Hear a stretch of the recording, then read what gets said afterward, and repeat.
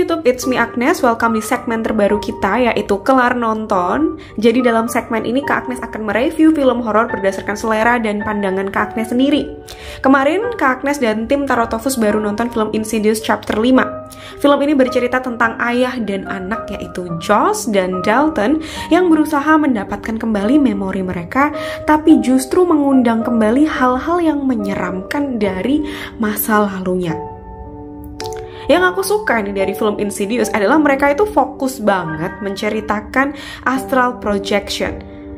Astral projection atau out of body experience adalah kondisi di mana sukma seseorang baik secara sengaja maupun tidak sengaja keluar dari tubuh fisiknya. Jadi manusia itu terdiri dari 4 hal. Pertama, tubuh fisik, seperti ini ya. Kita bisa pegang daging, tulang kita, itu tubuh fisik kita. Kemudian roh. Roh itu menjadi hak prerogatif Tuhan. Kemudian ada nyawa, dan selanjutnya ada sukma atau energi tubuh. Nyawa itu adalah apa yang mengikat roh dengan tubuh fisik. Maka dari itu kita punya istilah malaikat pencabut nyawa. Ketika nyawanya dicabut, maka pengikatnya lepas, seseorang meninggal. Tubuh fisiknya membusuk, rohnya kembali kepada Tuhan. Tapi kita juga menyisakan energi kehidupan di sini. Kita punya energi kehidupan, segala yang hidup ya, yang bernafas, hewan, tanaman itu punya energi kehidupan. Kita punya sukma di sini. Atau kesadaran diri. Jadi ketika seseorang meraga sukma, dia tidak meninggal. Kenapa? Karena roh dan tubuh fisiknya ya tetap di situ. Hanya kesadarannya dia yang pergi ke beberapa tempat, sukmanya yang pergi ke beberapa tempat ya.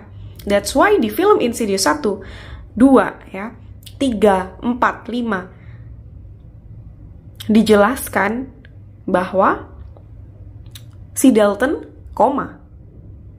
Apakah dia meninggal? Tidak. Karena hanya kesadaran dirinya saja yang keluar, oke? Nah, Insidious chapter 1 sampai 5 ini konsisten mengangkat astral projection, sehingga menurut aku pribadi mereka menjadi expert di bidangnya. Ya, walaupun gak semua chapter itu menurutku sebagus itu karena ada pergantian sutradara ya. Insidious 1 dan Insidious chapter 2 ini bisa sukses besar menurut Kak Agnes karena digarap oleh sutradara kondang yaitu James Wan. Insidious 3 beda sutradara dan menurutku ceritanya agak kurang ya. Kemudian Insidious 4 The Last Key ini beda lagi sutradaranya, tapi ya lumayan lah. Nggak terlalu jelek, tapi nggak terlalu bagus juga. Fokusnya dia lebih ke jump scare. Sementara Insidious Chapter 5 ini menariknya, dia disutradarai sama Patrick Wilson. Atau yang memainkan nih peran sebagai Joss. Dan menurutku ini bagus sih.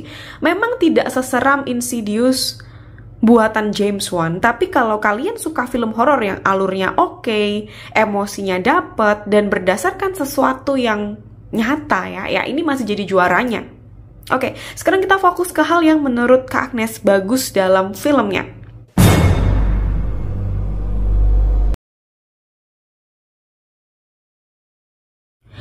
Pertama, Insidious Chapter 5 konsisten dalam menggambarkan suasana astral projection.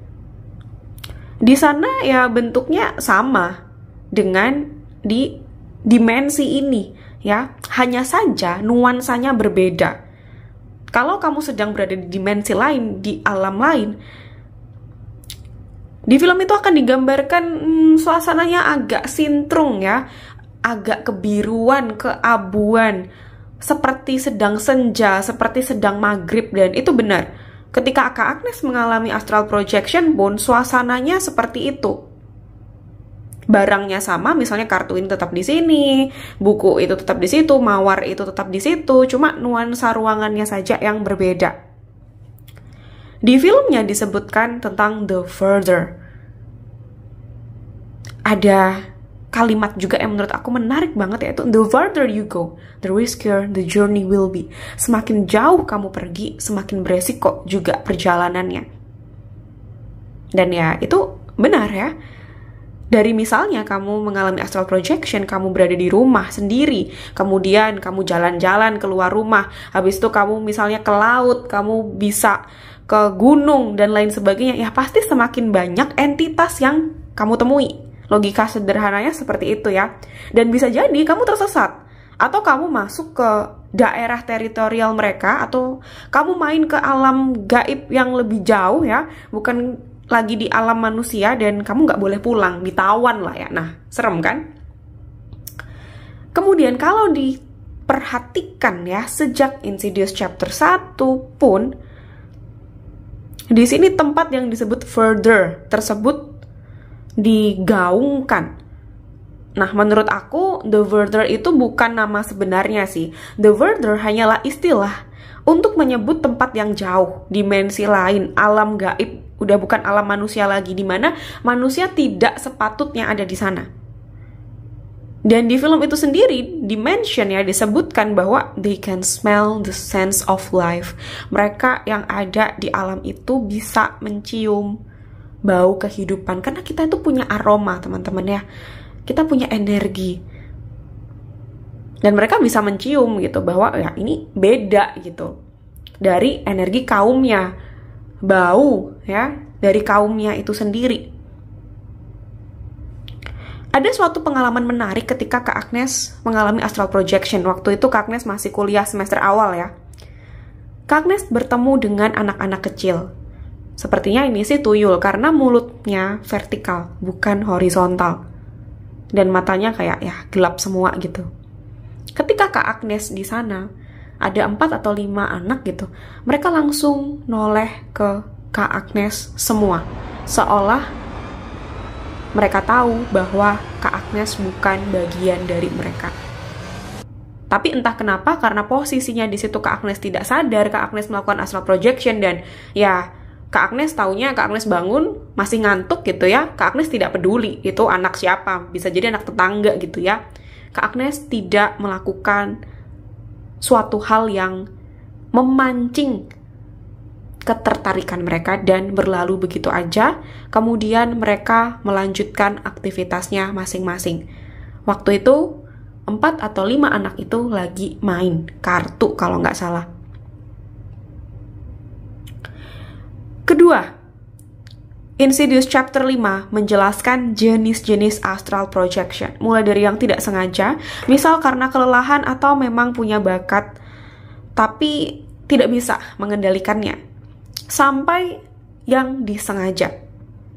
Dalam film ini ya, Dalton itu digambarkan sudah dewasa. Kalau waktu Insidious chapter 1 kan masih bocah ya, masih anak kecil gitu. Nah, si Dalton ini dia berkembang kemampuannya dari yang hanya bisa melakukan astral projection secara tidak sengaja menjadi bisa disengaja.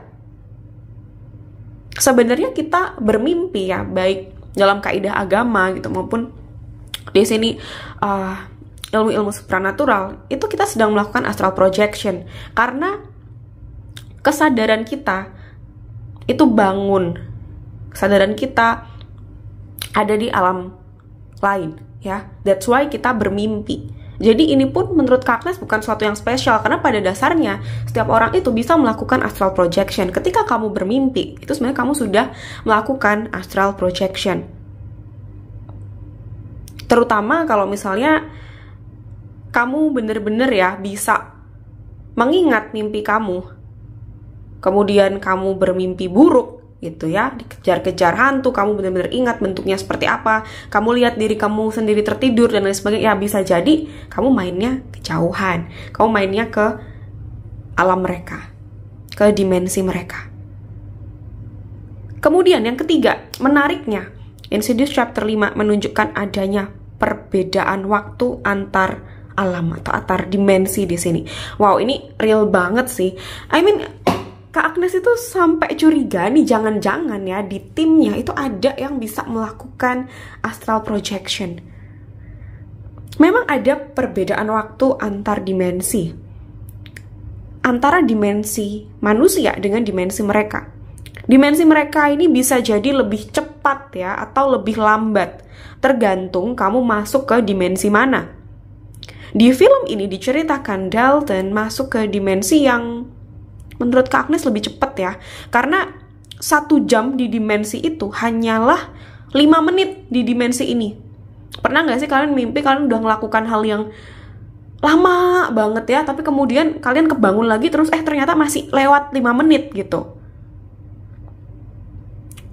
Ini mirip ya sama teori relativitas Einstein. Coba nanti kalian baca deh.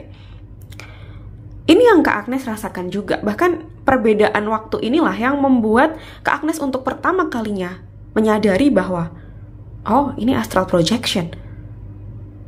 Jadi ceritanya waktu itu ya, ketika Kak Agnes masih kuliah juga, Kak Agnes tinggal di rumah sendiri, rumahnya tingkat 2, Kak Agnes tidur di lantai 2. Kak Agnes bangun setengah 6, waktu itu tidak ada kelas pagi. Jadi masih ngantuk lah ya, normalnya anak kuliah.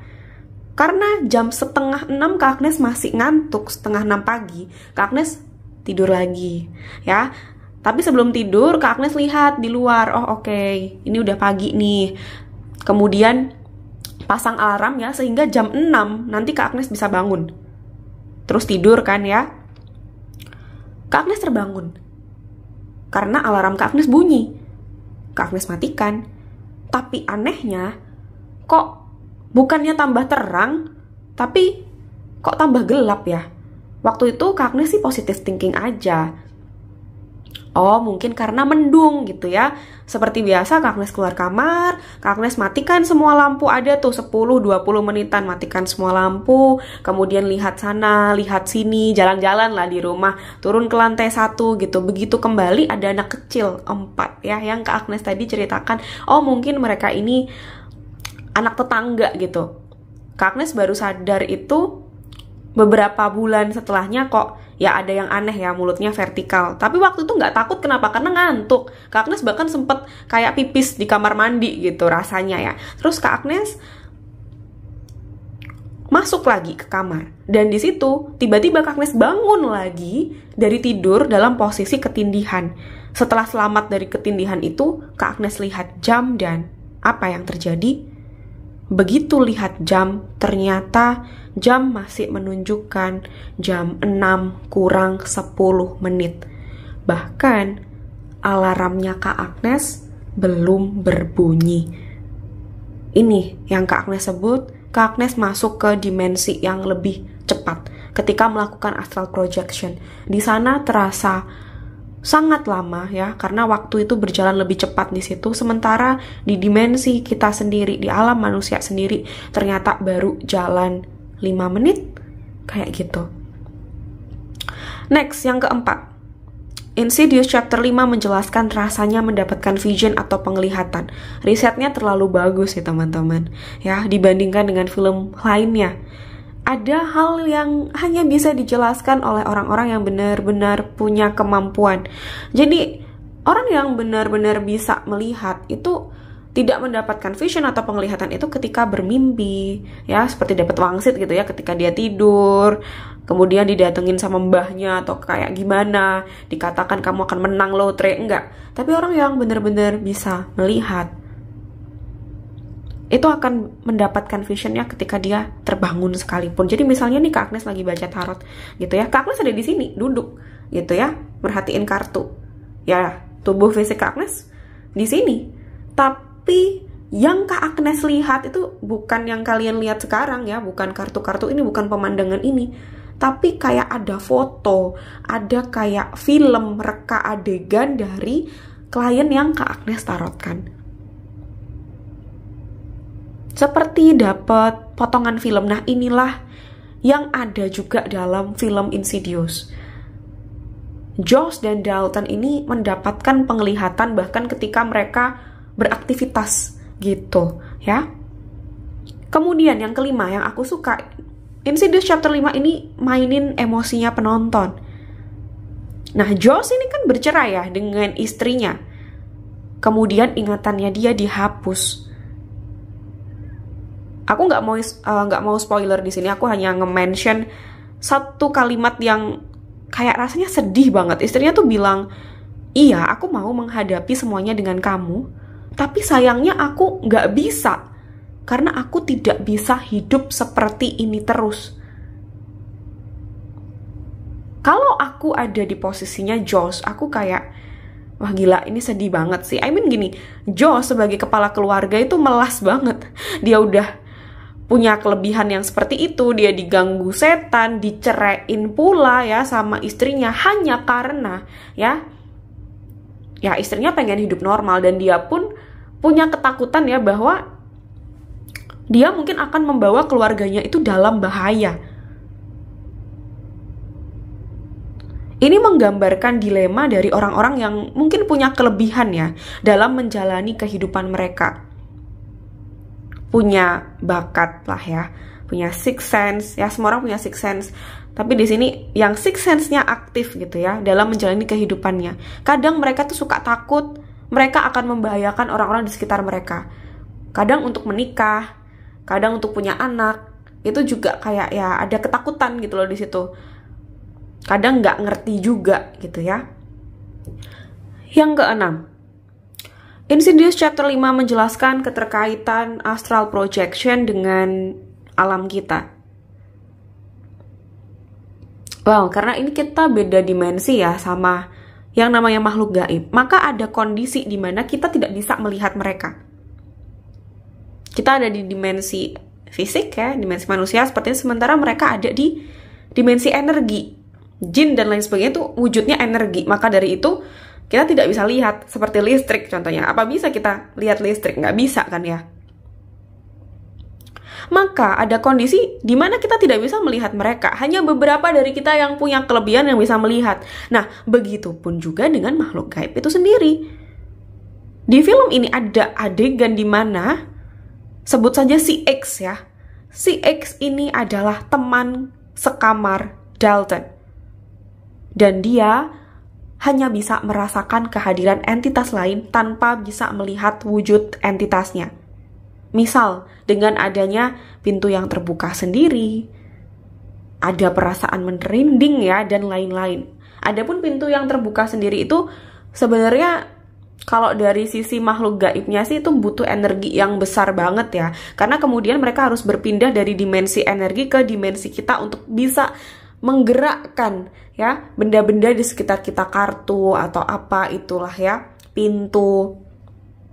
Jadi bisa dibilang mereka yang bisa menggerakkan barang itu ya cukup kuat. Mereka yang berpindah dari dimensi energinya mereka ke dimensi kita di sini juga akan terkena hukum-hukum dimensi kita.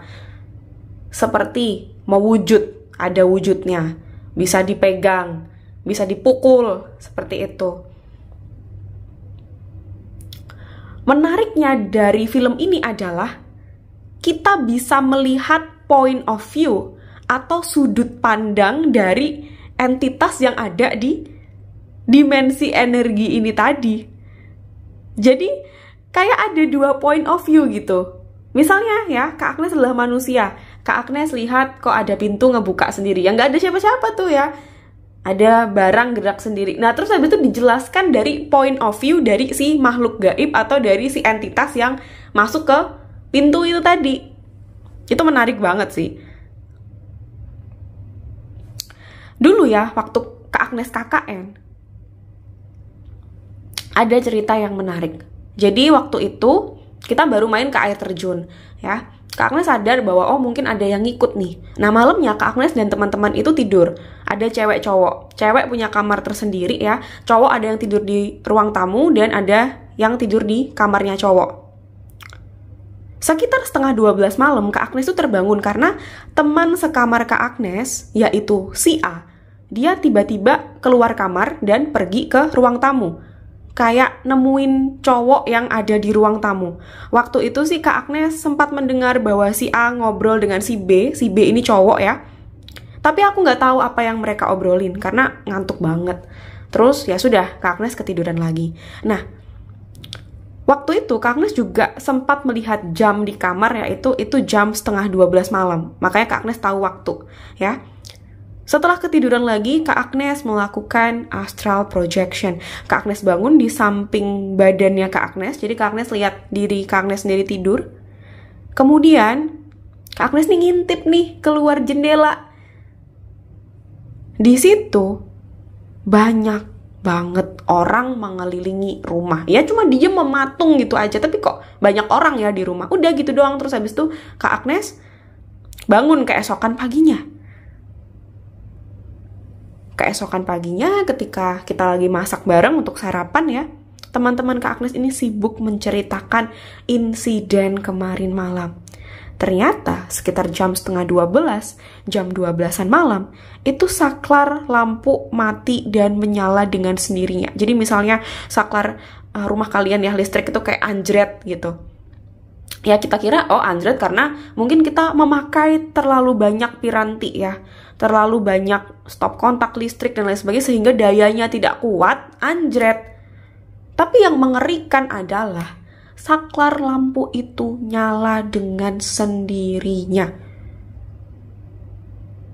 Padahal saklar lampu itu ada di kayak ruangan sholat gitu ya, dan ruangan sholat itu ada di dalam rumah. Dan temen Kak Agnes si B yang cowok yang dia tidur di ruang tamu ya, dia waktu itu masih ngerjain tugas, itu bisa melihat bahwa ruangan itu kosong. Tidak ada orang yang masuk atau keluar. Jadi siapa yang memainkan saklar lampunya? Setelah lampu nyala, teman Kak Agnes si A itu keluar kamar karena heboh ya di luar. Si B kelihatannya ketakutan. Tapi waktu itu Kak Agnes hanya terbangun sebentar terus kan ketiduran lagi. Mereka tidak berhenti menatap sekitar karena mereka seolah menyadari bahwa dari setiap jendela, rumah itu banyak jendelanya ya, kayak ada yang mengelilingi atau menatap mereka. Wow, itu kaget banget sih. Kenapa? Karena ini berkesinambungan dengan astral projection Kak Agnes. Yang memang ketika Kak Agnes pindah ke alam gaib ya, seperti itu, Kak Agnes melihat bahwa di sekitar rumah itu ada banyak orang yang berkumpul. Dari sini bisa kita simpulkan bahwa ya bahkan orang biasa sekalipun ya mereka bisa merasakan ada sesuatu yang menatap ke arah mereka. Yaitu karena memang di alam gaib, di dunia energi seperti itu ada yang sedang menatap kamu, cuma kamu nggak bisa lihat. Dan ketika Kak Agnes astral projection, Kak Agnes bisa lihat itu. Dan itu dikonfirmasi oleh gurunya Kak Agnes. Karena gurunya Kak Agnes waktu itu menjaga kami dari jauh. Gurunya Kak Agnes juga bilang malam itu bahwa, paginya ya, malam itu ramai sekali, banyak entitas mengelilingi rumah kamu. Wow, itu merinding banget sih. Sampai sekarang masih ingat. Dan ketika aku nonton film Insidious ini gila, keren. Itu yang bener-bener terjadi gitu loh. 98% ya, 95% lah katakanlah, nggak ada sesuatu hal yang sempurna. But good ya risetnya. Good job buat tim Insidious 5 walaupun alurnya kecepatan di akhir dan agak nggak make sense ya. Semoga segmen ini menghibur. Tunggu Kak Agnes di segmen selanjutnya. Kalau Kak Agnes ada review film horor lagi ya yang menurut Kak Agnes bisa Kak Agnes komentari, akan Kak Agnes komentari. Dan buat kalian yang udah nonton Insidious chapter 5, coba deh komen di bawah menurut kalian gimana. Thank you so much dan see you in next video.